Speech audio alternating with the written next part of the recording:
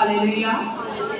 मसीह में आप सबकी सलामती हो और बारगाही मसीह में आप सबका खैर। खुदावन उन सबों को बरकत दे जो आज किसी डर या खौफ से खुदा की बारगाह में नहीं आ सके। खुदावन उनको भी बरकत दे। मेरे अजीजों, आज जिस टॉपिक पर हम बात करेंगे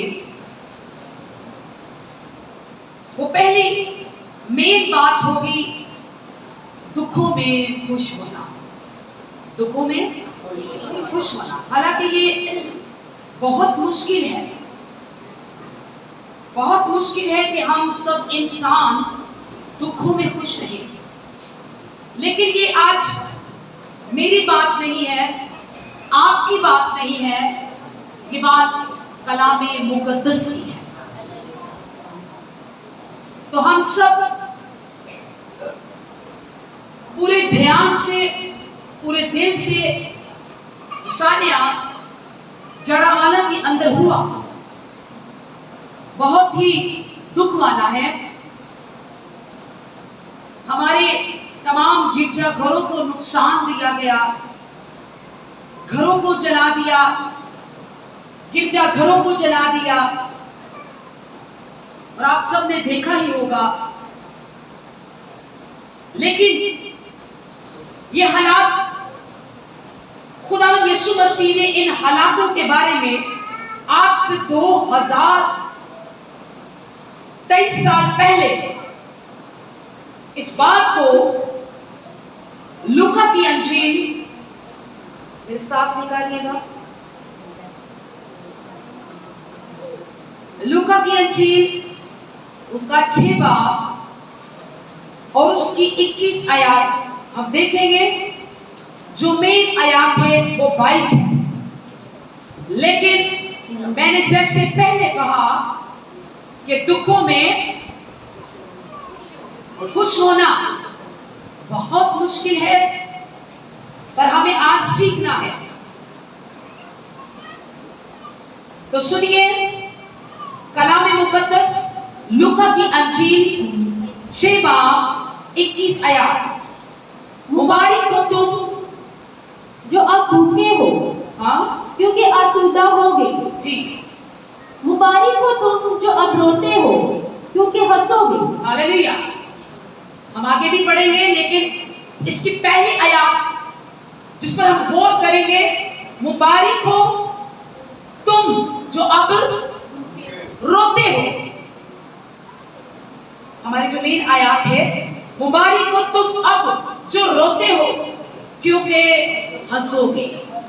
खुदा का कलाम हमें इस बात से आगाह कर रहा है कि खौफ मत खाना, परेशान ना होना। अगर तुम्हें रोना पड़े तो तुम मुबारक हो, क्योंकि तुम्हारे आंसू ही तुम्हारी खुशी का बाइस बन जाए। हालेलुया। तुम्हारा गम, बाइबल मुकद्दस अनजील इस बात को बयान करती है कि तुम्हारा गम ही तुम्हारी खुशी बन जाएगा। अब जो कि तुम रोते हो तुम हंसोगे, लेकिन जो किसी को रुलाते हैं वो हमेशा रोते हैं और कभी खुश नहीं रह सकते। रोने वाले तो खुश हो जाते हैं, रोने वालों के तो आंसू खुदा साफ कर देता है। इसलिए खुदा ने रोने वालों को कहा कि तुम क्या हो, मुबारक हो। मैं उनसे कहती हूं जिनके घर जलाए गए, जिनकी इबादत गाहें जलाई गई, जिनके अंदर बैठकर वो खुदा से मिन्नत करते थे, वो खुदा से दुर्खास्त करते थे, अपने दुर्खास्त में अपने खुदा के घर में लाते थे। उन्होंने उस खुदा के घर को बेहुरमत किया। मैं कहती हूं लोगों से जो आज वो कानूनी के लोग रो रहे हैं, ऐ मेरे भाइयों, ऐ मेरे बहनों, तुम्हारा गम ही तुम्हारी खुशी बन जाएगा। मत रोना, तुम मुबारक हो, तुम जो सताए जा रहे हो, तुम जो रुलाए जा रहे हो, तुम मुबारक हो। इसकी अगली आयत 22 पढ़ेंगे जी। जब इब्ने आदम के सबब से लोग तुमसे अदावत रखते, जब इब्ने आदम के सबब से, यीशु मसीह के सबब से, खुदावंद यीशु मसीह के सबब से लोग तुमसे अदावत रखेंगे, लोग तुम्हें मारेंगे, लोग तुम्हें सताएंगे, पर तुम क्या करना? तुम्हारा जिंदा खुदा, तुम्हारे लोग, तुम्हारा खुदा, तुम्हारी निजात, तुम्हारा किला, खुदा का कलाम, तुम्हारी अनजील, तुम्हारी बाइबल तुम्हें क्या फरमाती है? सुनो, जब इब्ने आदम के सबब से लोग तुमसे अदावत रखे जी, और तुम्हें खारिज कर देंगे, और तुम्हें खारिज कर दे, और लान तान करेंगे, और तुमसे लान तान करेंगे, और तुम्हारा नाम बुरा जानकर काट देंगे, हाँ, और तुम्हारा नाम बुरा जानकर काट देंगे, हाँ, तो तुम मुबारक होगे, तो तुम मुबारक होगे, तो तुम मुबारक होगे, रोएंगे, तुम जलाएंगे, तुम्हारे घर जलाएंगे, तुम्हारे गिरजा घर जलाएंगे, तुम्हें हर तरह से नुकसान पहुंचा दिया, लोग तुमसे लान तान करेंगे, तो तुम मुबारक होगे, उस दिन खुशी करना। हालेलुया, ऐसा हो, हालेलुया, उस दिन खुशी करना। हमारी नजात का किला, महकम किला तो यीशु मसीह है। क्या लिखा है कि तुम उस दिन खुश होना, खुशी के मारे उछलना, इसलिए कि देखो आसमान पर तुम्हारा अजर बड़ा है। हालेलुया, आसमान पर तुम्हारा अजर है। रोने वालों, ऐसे सताए जाने वालों, तुम्हारे घर बर्बाद हुए, तुम्हारे घर जला दिए गए, तुम्हारे कीमती सामान जला दिए गए। खुदा का कलाम कहता है कि मेरे सबब से जब लोग तुमसे लान तान करेंगे तो तुम खुश होना, खुशी के मारे उछलना, खुश होना, नारे लगाना, जंप लगाना कि हम अपने यीशु के नाम से सताए जा रहे हैं। हम सताए जा रहे हैं यीशु के नाम में, हमारे गिरजे जलाए गए यीशु के नाम में, हमारे घर जलाए गए यीशु के नाम में। तुम खुश होना, आसमान पर जिसे कोई हासिल नहीं कर सकता तुम्हारा बड़ा अजर है। एक शख्स पागल हो गया, खिदमत करता करता, खुदा की खिदमत करता था। कुछ लोग, नापसंद लोग, जैसे ये नापसंद लोग थे जिन्होंने घर जलाए, वो शायद तालीम से नावाकिफ होंगे, मोहब्बत से खाली होंगे, खुदा के डर और खौफ से खाली होंगे। इसी तरह के उन लोगों ने उस शख्स को, जो आदमी बड़ी खिदमत करता था, जगह बजगह जाकर खुदा के कलाम की मुनादी करता था, उस आदमी को पकड़ के कुछ लोगों ने सजा दी। सजा दी तो तीन टाइम जो उसकी रोटी थी वो एक आधा प्याज और आधी सूखी रोटी, पहले उसे धूप में रखते, उस रोटी को जला देते, फिर उसको ये सजा देते। लेकिन वो शख्स जो खुदा के साथ चलने वाला था, वो इस बात से, इस कलाम से वाकिफ था जो आज मैं आपको सुना रही हूँ कि जब मेरे सबब से लोग तुमसे अदावत रखेंगे, लान तान करेंगे, तुम्हें सताएंगे, नाहक बुरी बातें तुम्हारी निस्बत कहेंगे, और उस दिन तुम क्या होना? तुम खुश होना। क्या होना? तुम खुश होना, क्योंकि तुम मुबारक हो जो अब रोते हो, तुम हंसोगे। हालेलुया। और जो तुम्हारे रुलाने वाला है वो हरगिज ना हंसेगा, वो अपनी परेशानियों में मुब्तला रहेगा। और यहाँ पर वो शख्स आधी रोटी लेता, प्याज लेता, 3 टाइम खाता और शुक्रगुजारी करता। एक दिन उसको ये हवाला याद आया कि जब मेरे सबब से लोग तुमसे लान तान करेंगे तो तुम मुबारक हो गए, खुश होना, और खुशी के मारे क्या करना? खुशी के मारे क्या करना? उछलना। वो प्याज और रोटी काट कर खूब उछलने लगा। चारपाई पड़ी थी, चारपाई के ऊपर उछलने लगा। खिड़की से कुछ सिपाही देख रहे थे जहां पर उसको कैद किया गया था। कुछ लोग जिन्होंने उसे कैद किया था वो देख रहे थे। खिड़की की तरफ देखते हुए उन्होंने सोचा कि शायद ये आदमी पागल हो गया है, ये बिल्कुल पागल हो गया है। हमारी इस सजा ने, हमारे लानतान ने इसे पागल कर दिया है, ये पागलों की तरह हरकतें कर रहा है।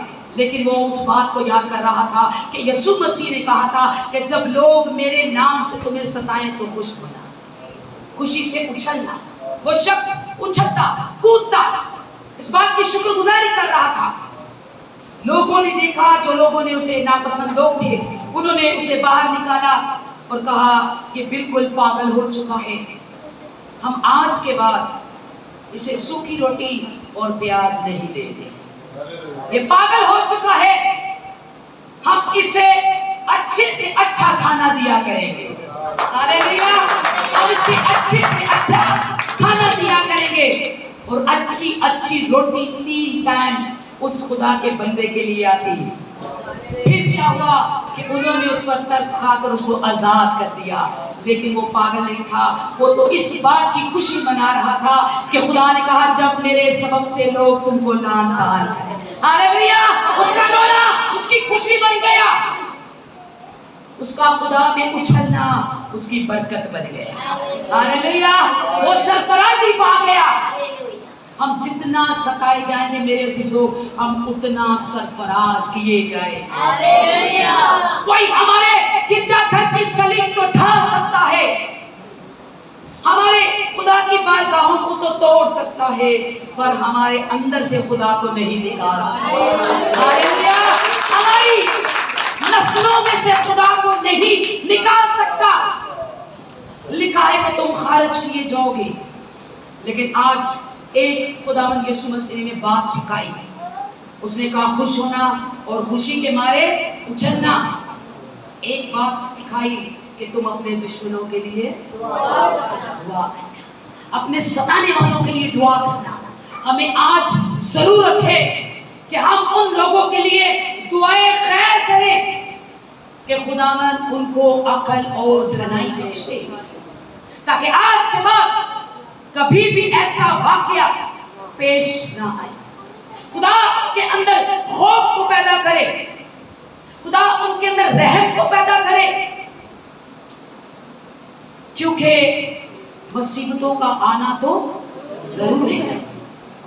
हमारे अंदर ये ताकत होनी चाहिए कि हम उन मुश्किलों से लड़ सकें। हम कुछ नहीं कर सकते, हम दुआ तो कर सकते हैं।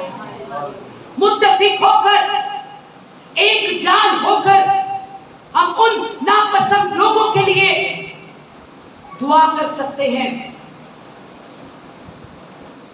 हम उस खुदा के लोग हैं जिसका हुक्म सिर्फ इंसान नहीं बल्कि हवा, पानी और समुद्र भी मानता है। हालेलुया, लिखा है कि जब बहुत शोर था, तूफान आ गया, यीशु मसीह कश्ती के अंदर है, हम भी आज इस मुल्क के अंदर हैं।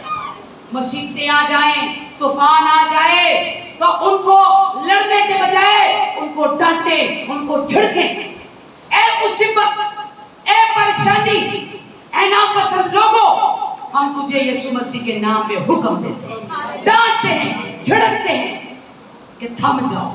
हालेलुया, हालात थम जाएंगे, मुल्क पाकिस्तान के अंदर अमन आ जाएगा।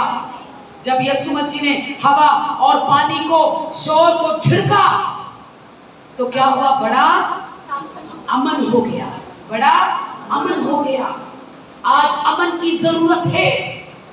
उन उठती हुई लहरों को डांटने की जरूरत है, उनको झड़कने की जरूरत है, ताकि हमारे प्यारे पाकिस्तान मुल्क के अंदर क्या हो जाए? क्या हो जाए? अमन हो जाए। अमन के लोग हैं हम, मोहब्बत के बानी हमारा खुदा, हम उसके लोग हैं। लड़ाई हमारा काम नहीं, झगड़ा हमारा काम नहीं, हमें तो बस अबलीस की कुफ्तों पर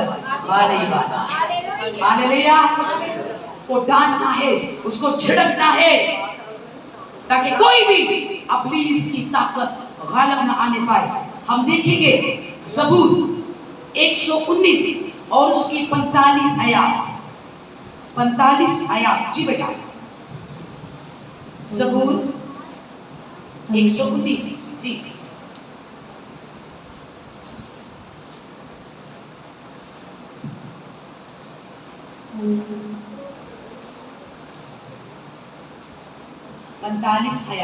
और मैं आजादी से चलूंगा, और मैं आजादी से चलूंगा। हम जिस मुल्क के अंदर रहते हैं हमें आजाद रहना है, क्योंकि खुदा ने हमें आजाद किया है। हमें कोई दुनिया का डर और खौफ कैद नहीं कर सकता, और हमें कैद होके जिंदगी नहीं गुजारनी। खुदा ने अपनी जान देकर हमें आजाद किया है। हम इस मुल्क के अंदर आजाद हैं। और कलाम क्या कहता है, खुदा का बंदा दाऊद क्या कहता है, जरा सुनिए जी। और मैं आजादी से चलूंगा, मैं आजादी से चलूंगा, क्योंकि मैं तेरे कवानीन का तालिब रहा हूं। क्योंकि मैं तेरे कवानीन का, कहता है कि मैं तो आजादी से चलूंगा क्योंकि मैं तो खुदा के हुक्मों का तालिब रहा हूँ जी।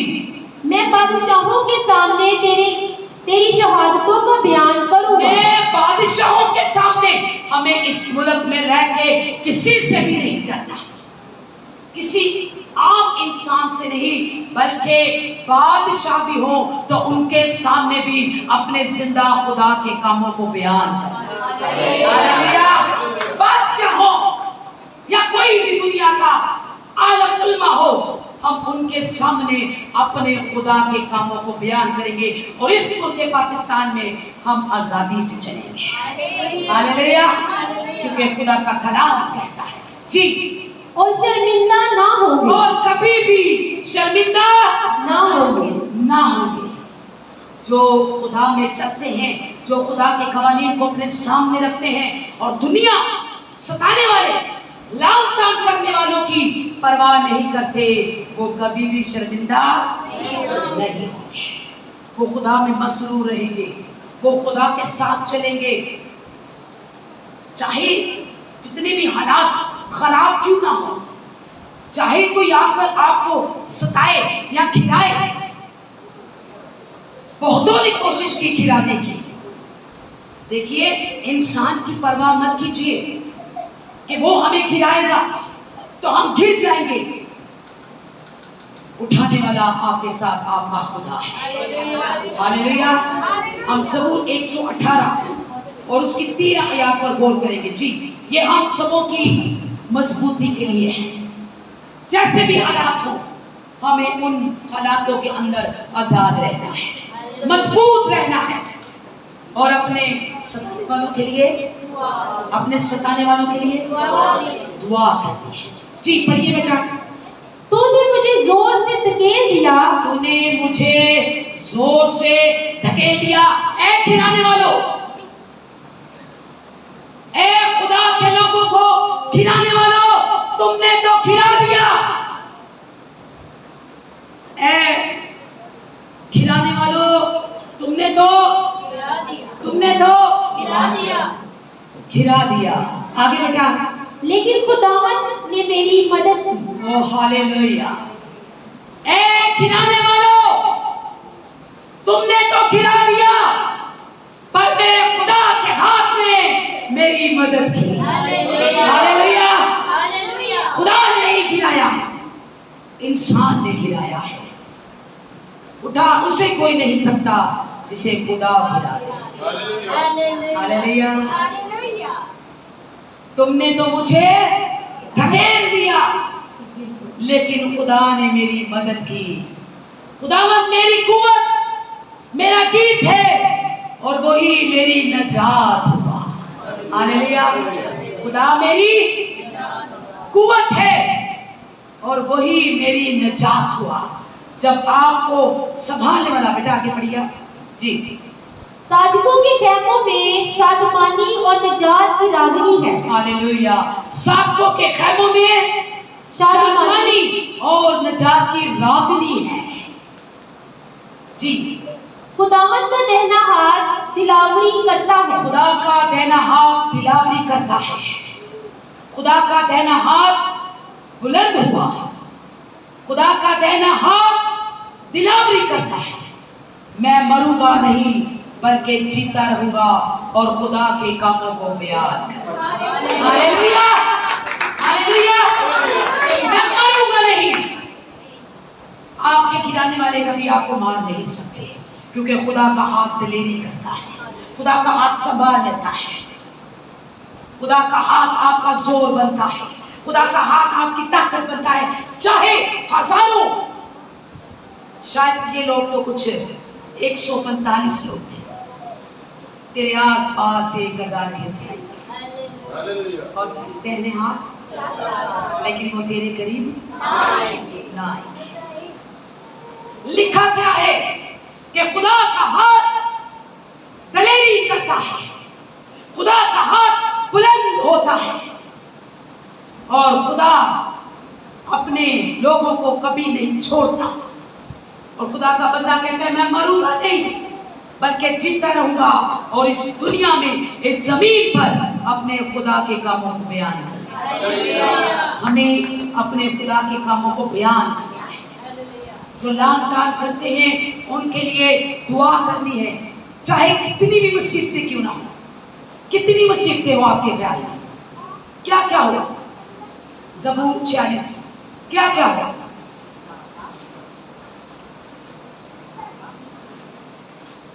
क्या क्या होना चाहिए? ये क्या क्या होता है, लेकिन खुदा कैसे संभालता है?